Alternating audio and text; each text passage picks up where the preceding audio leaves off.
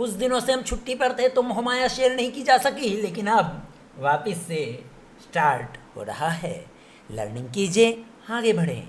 Guys, वो बात अलग है कि सोशल मीडिया में सब कुछ रॉकेट बनने के बाद आपको नज़र आता है, क्योंकि आपने कभी आत्मनिर्भर बनने की प्रयास ही नहीं करी। कोई बात नहीं, हम शुरुआत कर रहे हैं बिटकॉइन के टेक्निकल एनालिसिस से, जो कि बिटकॉइन जो अपना एक मेजर रेजिस्टेंस था उसके ऊपर ब्रेक किया।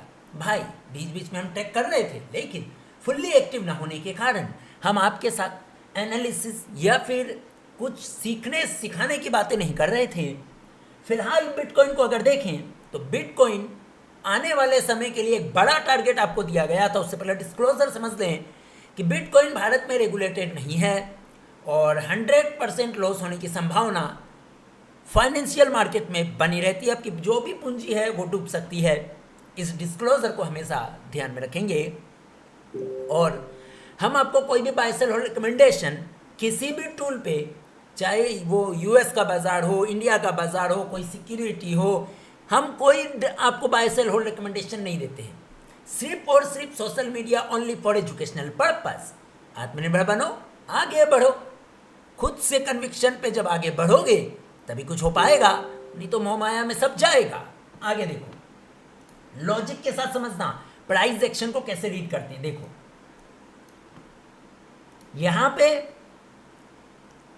यहां से बाउंस किया, ये इस जगह पे हमने एक प्रेडिक्शन करी थी कि अगर ये 60,000 वाला लेवल ना टूटे तो ये कंसोलिडेशन में लंबा जाएगा और यहां मल्टीपल टाइम रेजिस्टेंस लेगा, जो कि लिया। आप देख रहे हैं, बार बार लिया। अब आते हैं ये छोटे टाइम फ्रेम से बड़े टाइम फ्रेम पे, राइट। यहां पे आ जाओ, मंथली पे आ जाओ बच्चों। चलो मंथली पे देखते। देखो ध्यान से, मंथली पे अगर देखें तो ये मंथली का एक स्ट्रॉन्ग रेजिस्टेंस है। यहां पे देख रहे हो, यहां पे देख रहे हो, ये रेजिस्टेंस ब्रेक करने की कोशिश कर रहा है सारी। अब पूरी यहां पे समझ लो कि जब अगर मंथली की क्लोजिंग इस कैंडल के ऊपर होती है, सिंपल प्राइस एक्शन को समझने की कोशिश करें। अगर मंथली की क्लोजिंग इस कैंडल के ऊपर हो जाती है तो फर्दर मंथली पे जो रेजिस्टेंस है वो ये वाला आ रहा है, 1 लाख के आसपास। कैसे लेंगे हम? Again no buy sell hold recommendation. ध्यान से देखो, 1 लाख के ऊपर अगर मंथली क्लोजिंग बेसिस पे क्लोज होता है तो एक बड़े टारगेट के लिए अनलॉक होगा बिटकॉइन, जिसमें आने वाले 2-3 सालों में ये सारे रेजिस्टेंस को ब्रेक करेगा और ब्लास्ट करने का प्रयास करेगा। लेकिन अगर ये यहाँ पर ब्रेकआउट नहीं कर पाता या मंथली पे क्लोजिंग में सर्वाइव नहीं कर पाता है तो आने वाले 6-8 महीने तक भी प्राइस इसी रेंज में ऐसे ऐसे घूमती हुई नजर आएगी, टाइम पास करती हुई नजर आ सकती है और उसके बाद बुलन लेगा, ऐसी संभावना है। और हमारे तुक्के में टारगेट बिटकॉइन पे एक 2029, 30, 32 तक मान लो ना, $1,80,000 का निकल कर आ रहा, तुक्का टारगेट। कोई बाय सेल होल्ड रिकमेंडेशन नहीं है। फिलहाल बिटकॉइन में एक स्ट्रॉन्ग सपोर्ट लेवल ये चीज बन चुकी है 64,000 के आसपास। स्ट्रॉन्ग रेजिस्टेंस $1,00,000 को मानेंगे।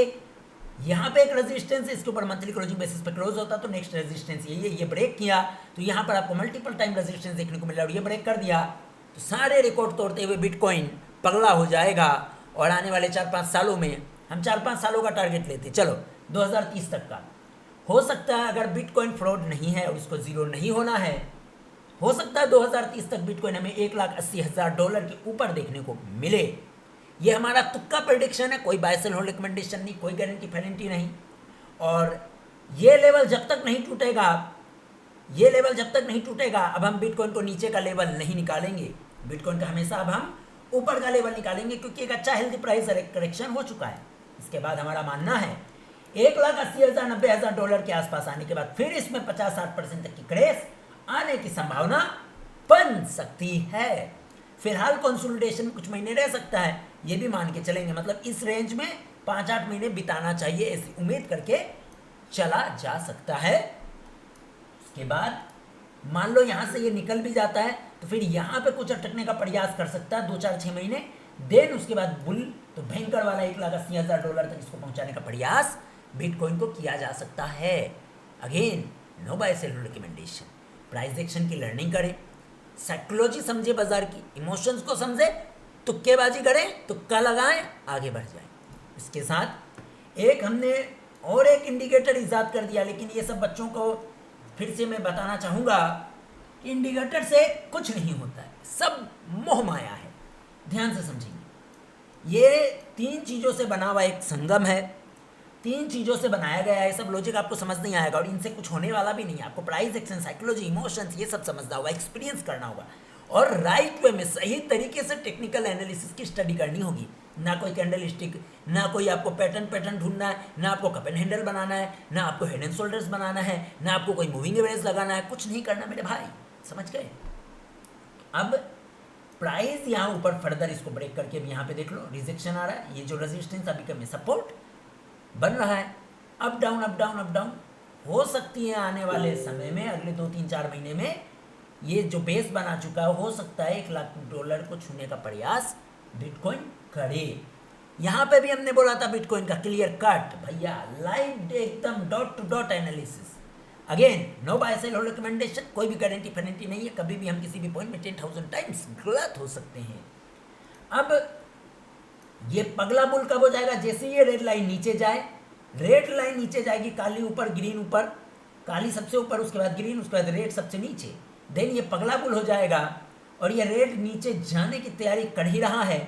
आने वाले 7-8 सेशन में अगर ये प्राइस यहाँ पे कम से कम 88,000 के आसपास आती है तो मेरा मानना है कि ये रेड लाइन ऐसे करके स्मूथली इस तरीके से नीचे आएगा और काली लाइन ऐसे करके इन तीनों को क्रॉस कर जाएगा, फिर ये पगला बुल होने की तैयारी करेगा। मतलब ये फिर पगला हो जाएगा, पागल बुल जिसको बोलते हैं, मेड बुल होने की संभावना बनेगी। बिटकॉइन में फिलहाल कंसोलिडेशन का फेज चल रहा है। अब अगर ये तीनों लाइन आपस में चिपक जाए ऐसे ऐसे, तो प्राइस एकदम छोटी छोटी प्राइस में ऐसे ऐसे से स्क्वीज हो जाएगा।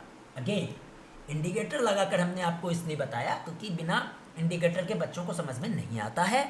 और याद रखना सब घुमाया है, इंडिकेटर पैटर्न सब घुमाया है, इससे कुछ नहीं होने वाला। आपको चार्ट की साइकोलॉजी को समझना होगा, चार्ट के बिहेवियर को समझना होगा, एक्सपीरियंस लेना होगा और वर्ल्ड की वो टॉप सीक्रेट टेक्निकल टेक्निक सीखनी होगी जिसमें सिर्फ 1 से 2% लोग ही उस चीज़ पे प्रैक्टिस करते हैं, उस चीज़ पे एनालिसिस करते हैं, जबकि भीड़ उस पर नहीं देखती और भीड़ को यहाँ तक कि वो एनालिसिस पता ही नहीं है।